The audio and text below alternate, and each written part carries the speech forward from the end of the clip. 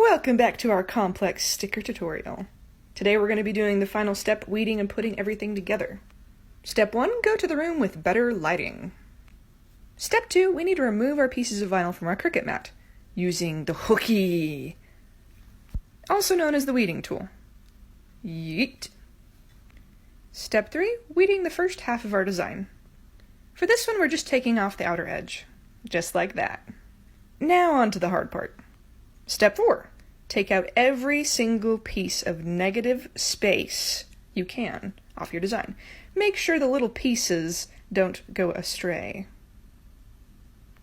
Eventually your design will look all beautiful like this. Wonderful. Before continuing from this step, I would recommend making sure that every single small piece in your design is present. It's kind of hard to go back from here. As a bonus step, if you are missing small pieces, go ahead and cut some pieces from your old vinyl scrap and surgically apply it to your new design before we do this. Step 5, use your transfer tape. I would highly recommend using the higher quality transfer tape for this. Step 6, remove your transfer tape.